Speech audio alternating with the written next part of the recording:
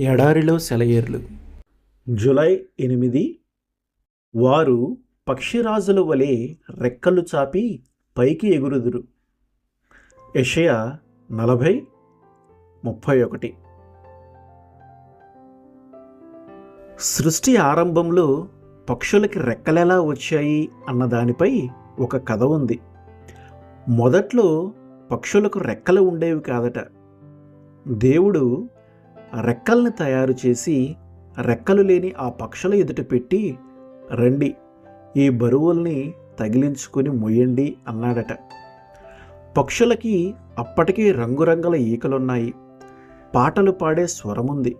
వాటి ఈకలు ఎండలో మెరుస్తున్నాయి, కానీ గాలిలో ఎగరలేవు. తమ ఎదుట పడి ఉన్న బరువుల్ని తగిలించుకోవటానికి మొదట్లో సందేహించినా త్వరలోనే లోబడినాయి. ముక్కలతో ఆ రెక్కల్ని తమ భుజాల మీదకి ఎత్తుకొని మోయటం మొదలుపెట్టాయి.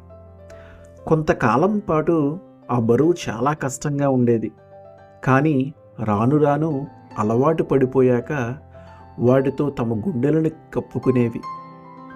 త్వరలోనే వాటి చిన్న శరీరాలకు ఆ రెక్కలు అంటుకుపోయాయి. మరికొంతకాలానికి వాటిని ఉపయోగించటం ఎలాగో వాటికి తెలిసిపోయింది. వాటి సహాయంతో గాలిలోకి ఎగరసాగాయి.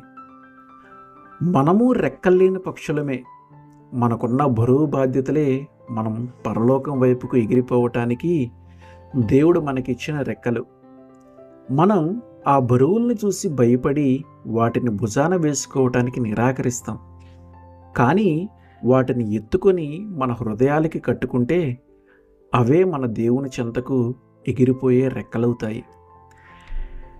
ఏ భారాన్నైనా మనం సంతోషంగా ప్రేమపూర్వకంగా ఎత్తుకుంటే అది మనకి ఆశీర్వాదంగానే పరిణమిస్తుంది. మనం చేయాల్సిన పనులు మనకు దీవెనలుగా ఉండాలనే దేవుడు నిర్దేశించాడు.